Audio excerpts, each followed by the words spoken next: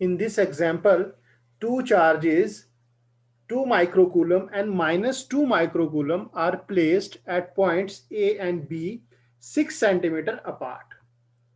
Identify an equipotential surface of the system.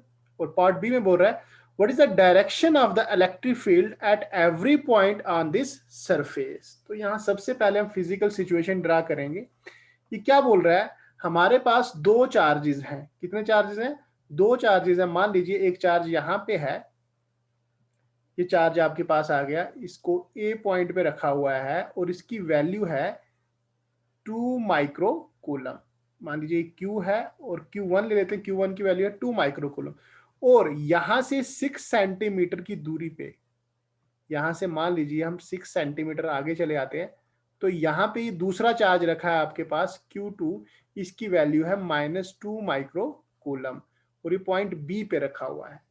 तो ये situation दी हुई है और दोनों के बीच का जो गैप दिया हुआ है आपको, ये कितना दिया हुआ है यहां से यहां तक, ये हमें दिया है 6 सेंटीमीटर. 6 सेंटीमीटर की सेपरेशन है. तो हमें बताना है कि यहां पे इक्विपोटेंशियल सरफेस कहां पे है. बोल रहा है आइडेंटिफाई एन इक्विपोटेंशियल सरफेस. तो सबसे पहले हमें पता होना चाहिए कि इक्विपोटेंशियल सरफेस क्या होती है. इक्विपोटेंशियल सरफेस, देखो इक्विपोटेंशियल वो सरफेस है जहां पे इलेक्ट्रिक पोटेंशियल क्या होना चाहिए, सेम. क्या होना चाहिए, सेम या कांस्टेंट होना चाहिए हर एक पॉइंट पे, same at every point on that surface. On that surface, उस सरफेस पे हर एक पॉइंट पे अगर आप देखोगे पोटेंशियल, तो पोटेंशियल क्या आना चाहिए, सेम आना चाहिए. तो यहां अगर आप ध्यान दें तो पोटेंशियल हमारे पास स्केलर क्वांटिटी है, तो इस प्लस की वजह से पोटेंशियल होगा, क्योंकि ये दोनों का अगर आप मैग्नीट्यूड देखो तो दोनों का मैग्नीट्यूड सेम है, तो दोनों की वजह से पोटेंशियल सेम आएगा. और जो सेम आएगा मगर एक की वजह से प्लस होगा और एक की वजह से माइनस होगा. तो यहां पे जो पोटेंशियल होगा जीरो, तो आपको पता है यहां सेंटर पे होगा. बोले तो यहां से कितनी दूरी पे होगा, 3 सेंटीमीटर यहां से और 3 सेंटीमीटर यहां से. ठीक है. तो यहां ये इस पॉइंट पे क्या होगा, आपके पास पोटेंशियल जीरो होगा. तो यहां पे अगर मैं एक प्लेन ड्रा करूं, ध्यान दें आप लोग, यहां पे मान लीजिए एक प्लेन ड्रा करते हैं, तो ये जो लाइन आ गई आपके पास, इस लाइन पे आपके पास क्या होगा, पोटेंशियल की वैल्यू क्या होगी बच्चे, जीरो होगी. तो पोटेंशियल यहां पे एक मैं प्लेन ड्रा करने वाला हूं, ये आपका आ गया एक प्लेन. एक वर्टिकल प्लेन ड्रा किया है मैंने यहां पे, ये क्या किया है, एक वर्टिकल प्लेन ड्रा किया हुआ है इस तरह से. ठीक है. अगर आप इसको देख पाए तो ये वर्टिकल है, इस लाइन के क्या है, परपेंडिकुलर. इस ये जो प्लेन ड्रा किया है, ये प्लेन पास हो रहा है इसके सेंटर से और ये परपेंडिकुलर है किसके, ए बी लाइन के. यहां हम लिख सकते हैं कि ये जो बच्चे आपके पास ये जो प्लेन है, ये प्लेन क्या है, perpendicular to the line A B and passing through the centre.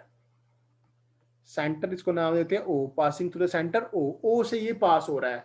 तो ये प्लेन आपके पास क्या है, इक्विपोटेंशियल. क्योंकि इस चार्ज की वजह से इस प्लेन पे अगर कोई भी पॉइंट लोगे आप और इस चार्ज की वजह से कोई भी पॉइंट लोगे, तो वो दोनों पॉइंट्स क्या बराबर दूरी पे आएंगे. देखिए मान लीजिए अगर मैं यहाँ पे एक पॉइंट लेता हूं, मान लीजिए इस साइड ले लेते हैं, मान लीजिए इसकी वजह से यहाँ पे एक पॉइंट लिया आपने, यहाँ पे ये एक पॉइंट लिया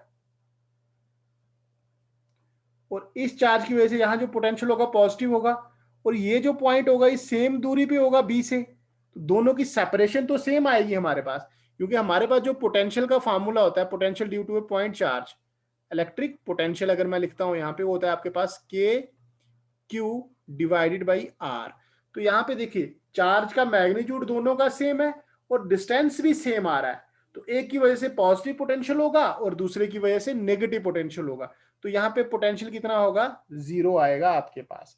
सिंपली है कि पोटेंशियल की वैल्यू कितनी आएगी, 0। अगर यहाँ पे भी कोई पॉइंट ले लेते हो, मान लो इस सरफेस पे, तो यहाँ पे अगर आप लोग ध्यान दें, ये वाला पॉइंट और ये वाला पॉइंट, ये दोनों की सेपरेशन है। यहाँ पे ये जो आर है, ये आर है, ये जो आर है, ये आर है, ये पॉइंट Q1 से भी बराबर दूरी पे है और Q2 से भी बराबर दूरी पे है, क्योंकि ये जो प्लेन है ना आपका, ये सेंटर में है इसके। तो यहाँ पे प्लेन क्या है, इसके सेंटर पे है। तो यहाँ पे अगर इस, मान लो इसको मैं O लिखता हूं, VO, इस प्लेन के ऊपर कहीं पे भी पोटेंशियल हो गया आपके पास, KQ/R एक की वजह से प्लस होगा और माइनस KQ/R दूसरे की वजह से माइनस होगा।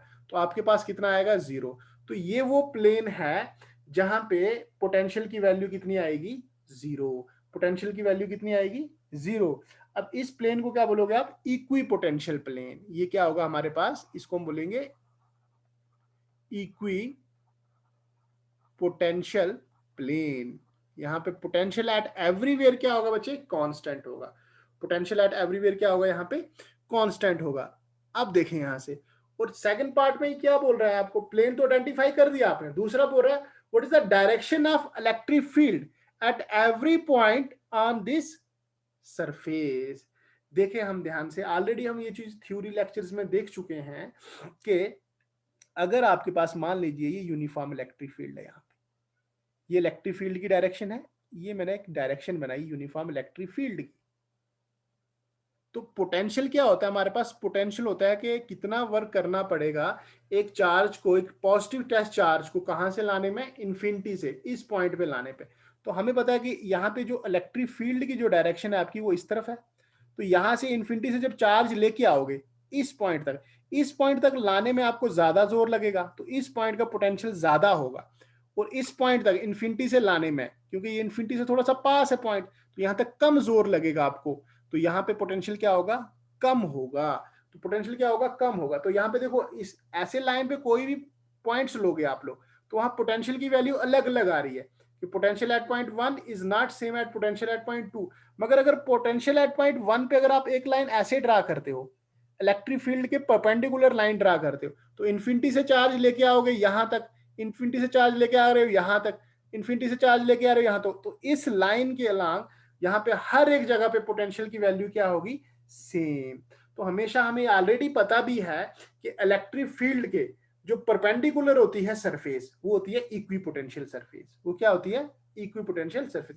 तो इलेक्ट्रिक फील्ड लाइंस के अगर आप एक लाइन ड्रा करो परपेंडिकुलर, या एक सरफेस ड्रा करो परपेंडिकुलर, वो होगी आपके पास इक्विपोटेंशियल सरफेस। तो यहाँ हम खुद भी देख सकते हैं कि यहाँ पे जो डायरेक्शन आएगी इलेक्ट्रिक फील्ड की, वो देखो किस तरह से आएगी। इस पॉजिटिव चार्ज की वजह से इलेक्ट्रिक फील्ड की डायरेक्शन होगी ये इस तरफ, ये इलेक्ट्रिक फील्ड है ड्यू टू पॉजिटिव की वजह से। और इस क्योंकि पॉजिटिव की वजह से अवे होती है बाहर की तरफ, और नेगेटिव की वजह से उसकी खुद की तरफ होती है, तो नेगेटिव की वजह से इस तरफ होगी, इसके खुद की तरफ होगी ऐसे। ये ई ड्यू टू नेगेटिव की वजह से आई। अब ये दोनों इलेक्ट्रिक फील्ड तो हमारे पास वेक्टर क्वांटिटी है, तो वेक्टर्स को हम ऐड कैसे करेंगे, यहाँ पे एक पैरेललोग्राम कंप्लीट करेंगे हम लोग। तो यहाँ पे अगर मैं एक पैरेललोग्राम कंप्लीट करता हूं, तो ये देखिए आपकी ये पैरेललोग्राम आ गई। तो इसका जो रिजल्टेंट आ रहा है आपके पास, देखें ध्यान से, जो रिजल्टेंट वैल्यू आ रही है हमारे पास यहाँ पे, इसको हम रेड कलर से बनाएंगे। ये रिजल्टेंट आ रहा है आपके पास, ये आपके पास क्या आई, ई की रिजल्टेंट डायरेक्शन, ये है रिजल्टेंट। तो अगर आप लोग ध्यान दें, इस प्लेन की क्या है, ये परपेंडिकुलर है। तो हमें पता है कि इक्विपोटेंशियल प्लेन होता है। देखो ये इक्विपोटेंशियल है ना आपके पास सरफेस, मान लो ये इक्विपोटेंशियल सरफेस है, ये क्या आपके पास इक्विपोटेंशियल सरफेस, ये इक्विपोटेंशियल सरफेस इलेक्ट्रिक फील्ड के क्या है, परपेंडिकुलर। तो ये आपके पास इक्विपोटेंशियल प्लेन है। तो इस प्लेन से जो इलेक्ट्रिक फील्ड की डायरेक्शन होगी वो क्या होगी, हमेशा परपेंडिकुलर। यहां पे भी देख लीजिए ध्यान से, यहाँ पे अगर इस ऊपर वाले पॉइंट की अगर मैं बात करूं, तो यहाँ पे देखें, इसकी पॉजिटिव की वजह से फील्ड लाइंस होगी बाहर की तरफ ऐसे, और इस नेगेटिव की वजह से फील्ड लाइन होगी इस तरफ। तो यहाँ दोनों को अगर आप कंप्लीट करो, तो यहाँ एक पैरेललोग्राम अगर आप लोग बनाते हो, तो देखो ये डायरेक्शन आ रही है ई रिजल्टेंट की, ये ई रिजल्टेंट। तो ई रिजल्टेंट क्या है, इस प्लेन के perpendicular.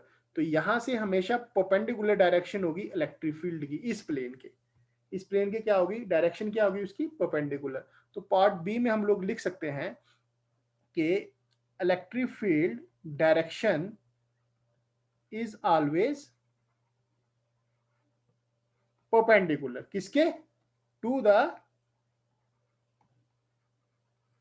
Equipotential surface. Equipotential surface की क्या होती है? हमेशा ये परपेंडिकुलर होती है हमारे पास। इक्विपोटेंशियल सरफेस की क्या होती है? हमेशा परपेंडिकुलर होती है। तो इक्विपोटेंशियल, आपने ये पार्ट ए में इसने पूछा है हमें कि identify the an equipotential surface, ये आपने आइडेंटिफाई कर दी। पार्ट बी में आपको बोल रहा है कि डायरेक्शन क्या होगी, तो आपने डायरेक्शन भी बता दी। हमेशा हमें पता होता है कि अगर इलेक्ट्रिक फील्ड लाइंस के परपेंडिकुलर जो लाइंस होंगी, तो वो परपेंडिकुलर लाइंस क्या होंगी? इक्विपोटेंशियल सरफेसेस होती है हमारे पास। तो इसका ये आंसर आ गया हमारे पास।